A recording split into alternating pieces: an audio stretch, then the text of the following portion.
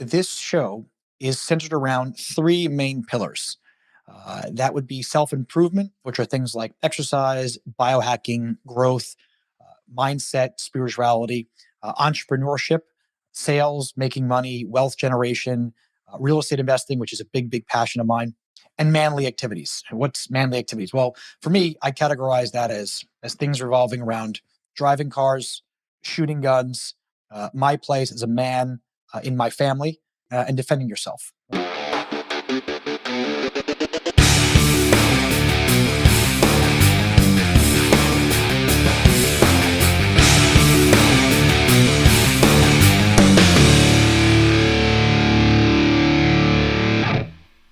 Hey, everybody. This is your host, JP Albano. I am so excited about today's show.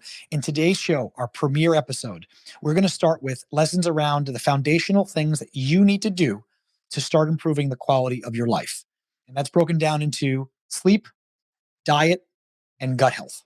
And we'll get into details on those three areas on what you can do to start making transformational improvements to improve your baseline so that you can perform every day at your absolute best. Thank you so much. Enjoy the show. Hey, what's up, everybody? This is your host, JP Albano, and welcome to my show, Lessons Around. In today's episode, we are going to discuss lessons around improving your baseline, improving your quality of life basics. This show is an exciting journey for me. The purpose of the show really is to share with you, the listener, viewer, my journey through all the different things that I've learned lessons around in my life. And this show is centered around three main pillars. That would be self improvement, which are things like exercise, biohacking, growth, mindset, spirituality, entrepreneurship, sales, making money, wealth generation, real estate investing, which is a big passion of mine, and manly activities. And what's manly activities? Well, for me, I categorize that as things revolving around driving cars, shooting guns, my place as a man in my family, right? And defending yourself. Those are kind of where my mind is at with those things. And so on today's show, as our premiere episode, it occurred to me, let's start with the basics. Let's start with the things, the lessons that I've learned around how to really get the foundation in place to improve your quality of life. And for me, a lot of that inspiration came back in sometime in 2017 when I found, and I don't remember how, I came across the Bulletproof Diet book. And I actually have a copy of the original book that I was talking about here from Dave Asprey. Now, Dave has, in my opinion, kind of grown to be a little bit of a weirdo recently. But I'm not hating the messenger or the message or whatever, right? But the content in the book was for me really eye opening, and I think what helped me was that the fact that I'm pretty much very open minded with things. I'm very welcoming to new ideas, new concepts. We'll get into some of these things in the show in future episodes. But I'm always open to alternative theories, alternative stories, alternative narratives, alternative media, right? And technically alternative music, right? Everything's alternative. And so the information in this book really kind of opened my eyes and realized, man, I always like doing things a little bit different from everybody else.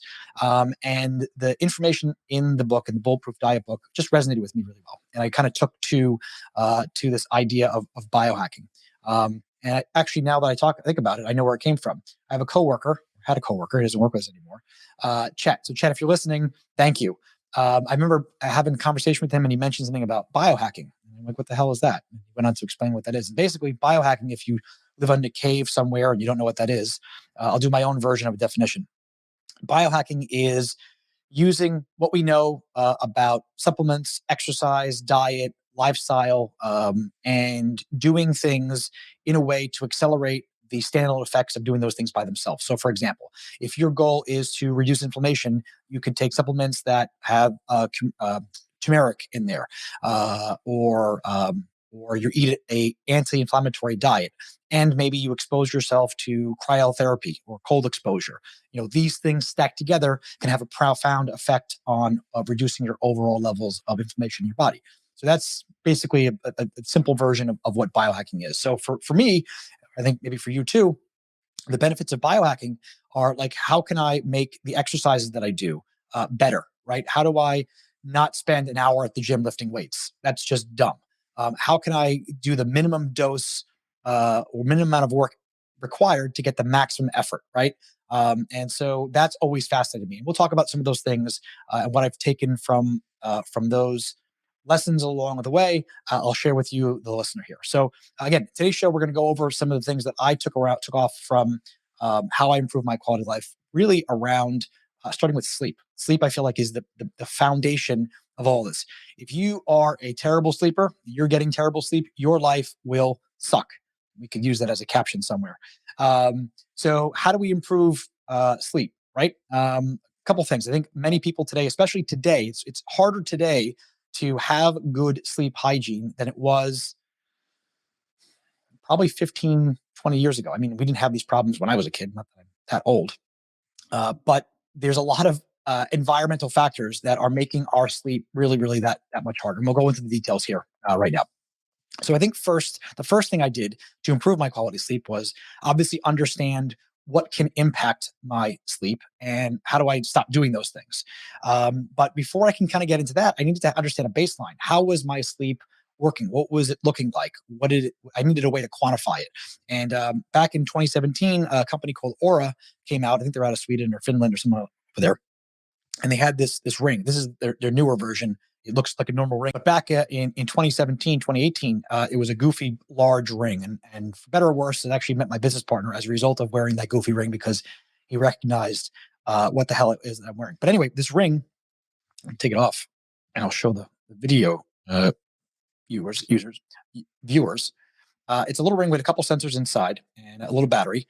And what it does is it measures your heart rate, it measures your respiratory rate, it measures your body temperature, and a couple other things. And it's gotten more sophisticated as they've iterated the device.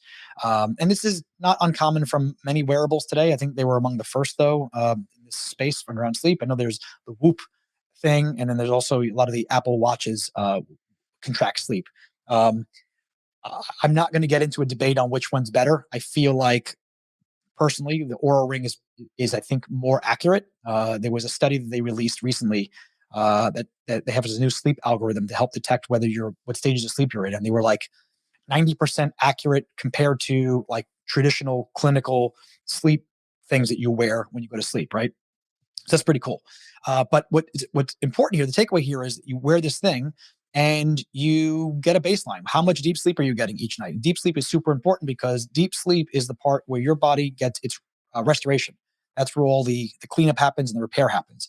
And that typically happens in the beginning of the night. So if you're going to bed late, or if you're watching horror movies before you go to sleep, or you're playing video games, which I did, I'll get in a second, or you're around a lot of bright lights, especially LED lights, complex fluorescent lights, or fluorescent lights, bright screens or bright stores, you're going to mess up your circadian rhythm, your natural biological clock. And then when you go to sleep, or you have a heavy meal and you go to sleep, there's a good chance that you'll miss that window of when your body is trying to get deep sleep, and you might eliminate it or minimize it. And it's part of the reason why you would be waking up feeling like crap or groggy, like you didn't get enough sleep. And I was doing all the wrong things back in 2016, 2017. I had my first daughter in 2013. Shortly thereafter, that I started getting back into video games. Video games was is the lesser degree a huge part of my life. I grew up playing Super Mario Brothers on Nintendo back in 1987 or 88. Legend of Zelda, all that stuff, and I've played all the consoles. Computer games, of course, were really actually what got me started in my career. We'll get into that in another episode. But I used to play a very exciting online multiplayer game called Dota 2, actually. And it get your heart rate up because you're really competitive in this game. You get frustrated, you get angry. I have a screen on with no blue light blocking glasses. We'll get into that one next. We get into light and dark room things. But I was doing all the wrong things. So I go to bed and my heart rate would be beating.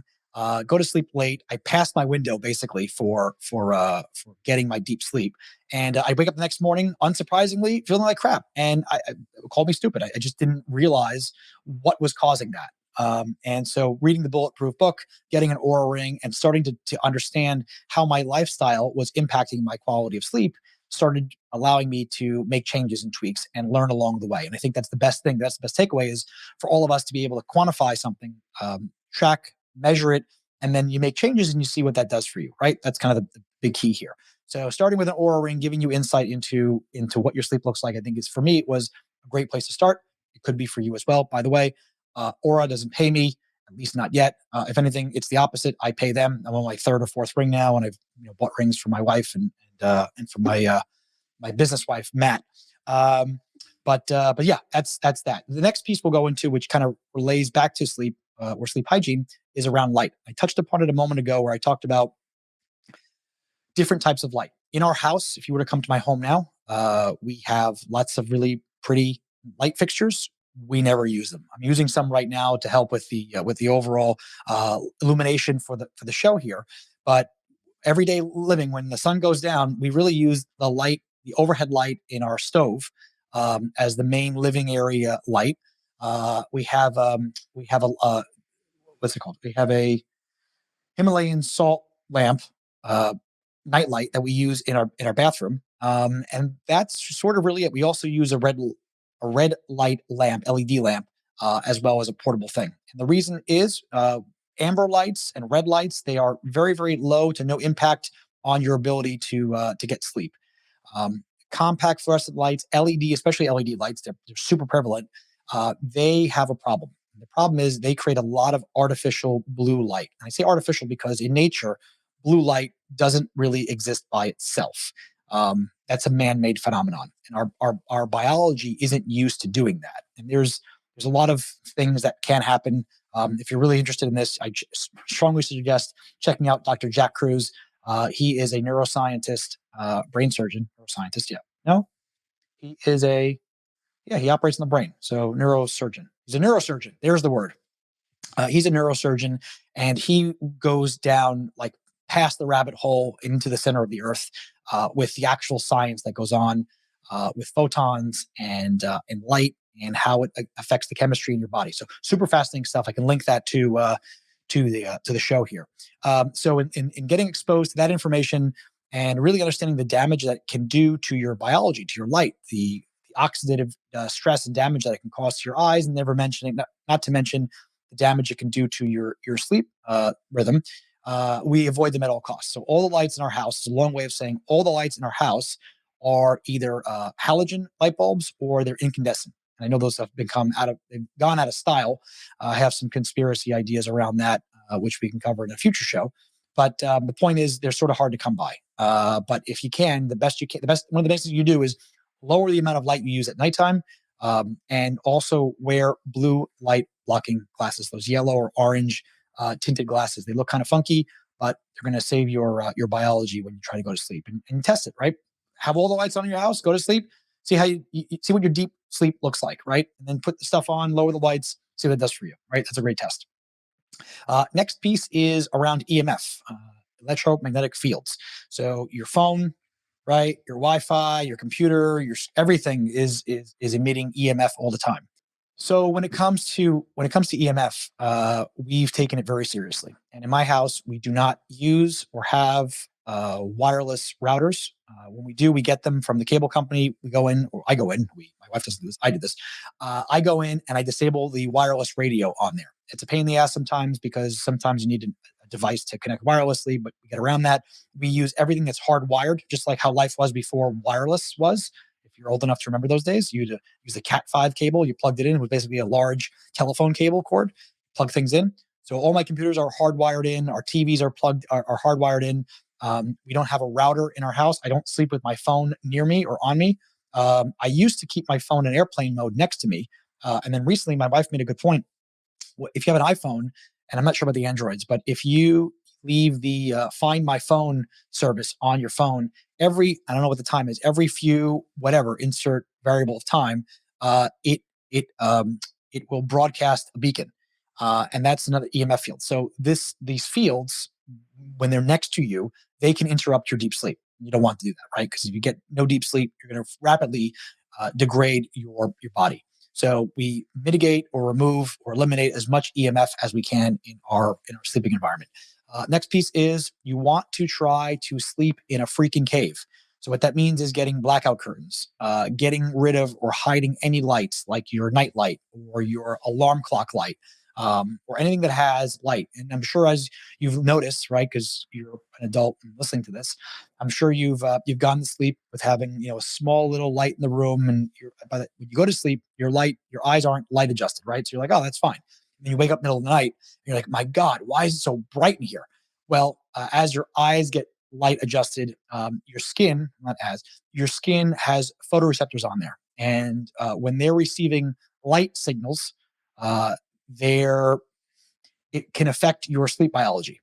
So you really want to sleep in the darkest room as possible. That will help improve your quality of sleep, and the amount of restorative sleep that you can get. So that's a relatively easy one to do, but I think it's often missed or forgotten about.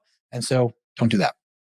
And then the other piece too that was sort of frustrating for me because just of our family dynamic right now. I've kind of finished work usually around 5 o'clock. I've got three little girls. I'm a girl dad. And we get dinner on going around 5:30, 6 o'clock sometimes a little later. And eating a heavy meal before bed is bad. And eating a meal within 3 to 4 hours of going to sleep can also impact your sleep. What I've noticed when I wear my ring, I will and have a heavy meal. The lowest point of my resting heart rate happens further in the night, and what that does is it messes up my deep sleep that I get in the beginning of the night. So by having enough time between your last meal and when you go to bed, gives your body time to digest.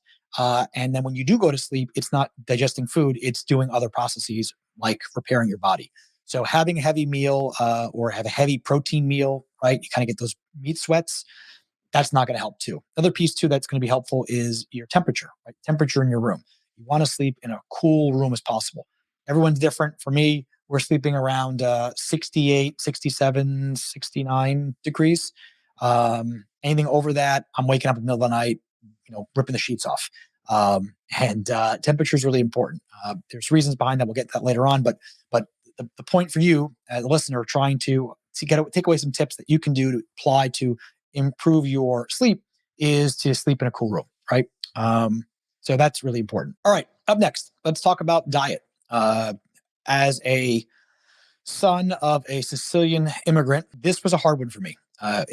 Going and reading through the Bulletproof diet book and reading about the dangers of gluten and what it does to your body, and then listening to shows about that, that was going to be a hard one for me to give up pasta, give up bread. I mean, this body was built on macaroni and cheese. It was built on pizza, and it was built on pasta. And so at the time, there weren't really a lot of suitable replacements for pasta that tasted good. Um, Whole wheat pasta isn't any better, and that was hard. But what I did was I adopted a ketogenic diet at one point. I think in 2018, was doing it for about 8 or 9 months, and what I noticed was that um, for me growing up, I think I was always hypoglycemic. I always had these massive sugar or blood sugar crashes, and when they happened, I would get super angry. Or hangry. Right, turn into Joe Pesci, or I would get super laser focused on finding food to eat. And it was frustrating for the people that were around me when those times came. And having these like violent swings of mood and stability, just honestly, and energy suck. And so one of the things that I found to be really impactful for me was switching to at the time a ketogenic diet and having sustained energy was awesome. And feeling satiated, feeling full for hours longer was awesome. It was great being able to have a meal and not feeling like I had a lead ball in my gut. Was huge. And so I found a lot of benefits from that. And actually, ended up losing a lot of weight, so much weight, and I didn't realize how inflamed I was. My face looked puffy. That was like normal. I had family and clients asking me, are you okay? Or you look like you're really skinny, sort of thing. So there was a time of adjustment there, but I didn't realize how inflamed my body was because of the food that I was eating. And so, what you can do to improve quality of life is look at your diet. Look at the food that you're eating. Is it clean? Are you eating food that's filled with ingredients that you can't describe or you can't read or pronounce? Those are all keys that you want to be aware of for cleaning up your diet. And if you haven't done so already, like that's a great place to start. After you've kind of solved sleep, next you work on diet. And we're at a good place now. We're strict but not as strict as we were before. I think the keys for lessons for our listeners are going to be around really trying to eat as cleanly and as organically as possible. I grew up with not a lot of money. Uh, I would hear my family in the beginning, why would we buy the organic stuff? It's twice as expensive as the conventional things. The conventional things are fine, right? I'm fine. Look at me.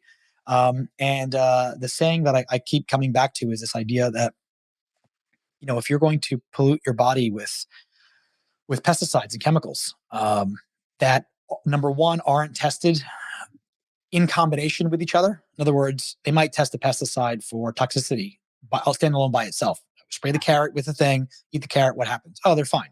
Well, what happens when you spray the carrot with one chemical and then you spray the whatever lettuce with another chemical and you spray this one with another chemical? Now you've got three chemicals working together. How have they been tested in humans? I don't think there really is many studies around that. And I don't think it takes a rocket science to realize that eating chemicals isn't good for you, right? I don't know. And so the saying I like to say is, you either pay now or you pay later. And personally speaking, I'd rather pay now with money than having to deal with health crises later on in my life. I'm sure, for me, nothing brings your health into focus until you get sick. You get sick, you get the cold, you get the flu, you get the whatever, and you're like feeling like crap, and you're like, man, I can't do anything. I can't be a good dad. I can't be a good husband. I can't be a good entrepreneur or leader. It just sucks. You're just focusing on wanting to crawl up and ball on a couch and go to sleep, right? So I want to push that off as long as freaking possible. And so that's why we choose to eat as best as we can. And that includes eating non GMO foods, things that are not sprayed with the active ingredient glyphosate. And the reason why the two work together, if you don't really know this, GMO are genetically modified organisms. They're foods that have been modified to be able to withstand the active ingredient of Roundup or other pesticides. Roundup's from Monsanto. There's other types of Roundup. Using Roundup as a name brand for Kleenex and Q-tip.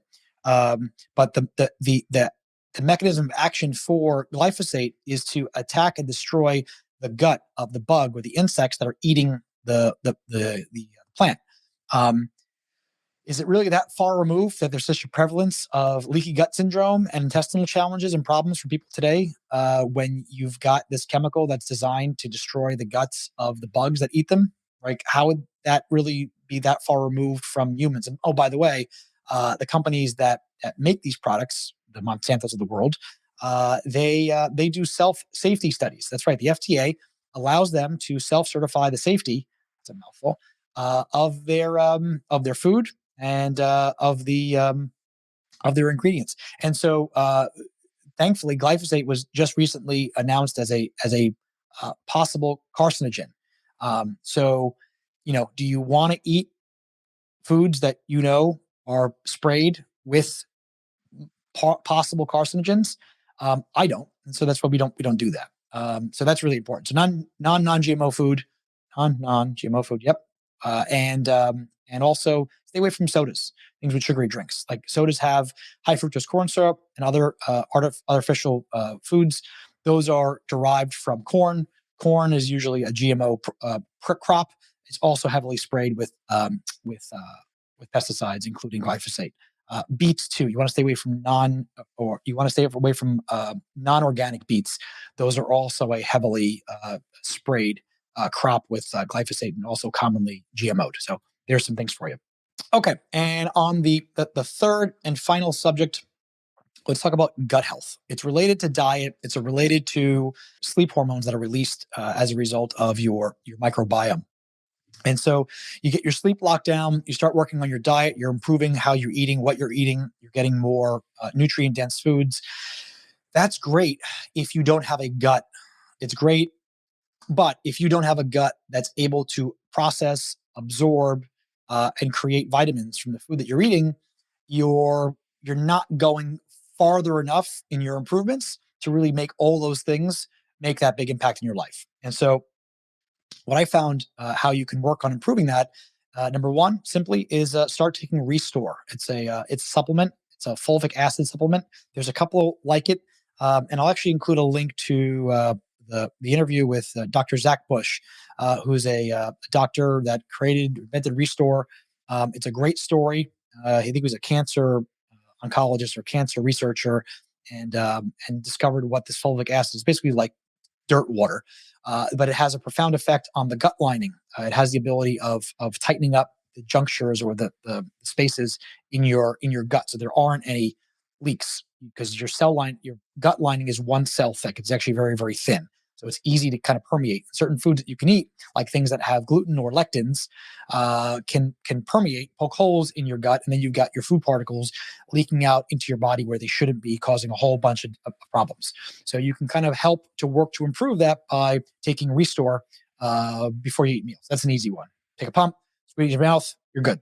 The other thing that you can do that I highly recommend is get your microbiome tested. And what that looks like here is I'll show you an example in a second of a test that I had done.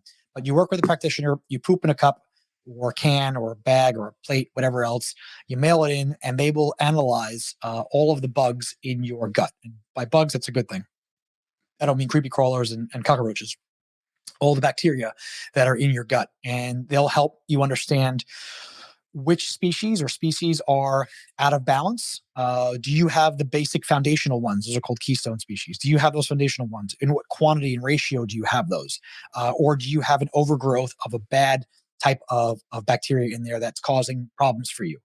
For me personally, I had problems. I didn't have enough of a species of bacteria that were creating B vitamins for me. So I need to supplement with that, which leads me to a next thing. I'll show you the test. Next thing is, well, and supplements themselves. A lot of our food is void of nutrients. So you take vitamins, right? But which vitamins do you take? How many do you need? You won't know that until you test it. So I found a great company, Nutritionally Yours. Again, they're not affiliated. I pay them. They don't pay me.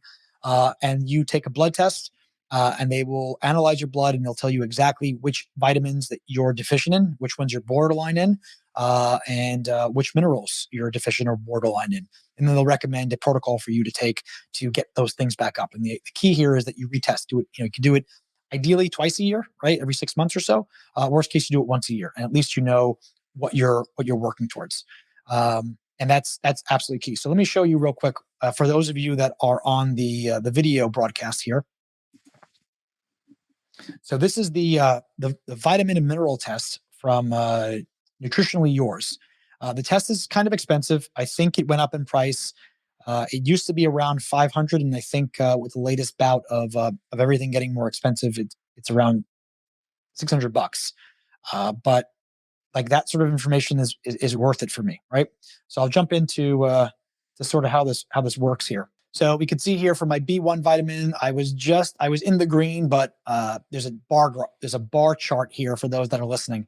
And then they'll list all the vitamins, B1, B2, B3, et cetera, with a bar chart with the gray, yellow, and green areas and a value, a number in the middle. And depending on where the number was, will tell you if you're either borderline or in the good or in the bad.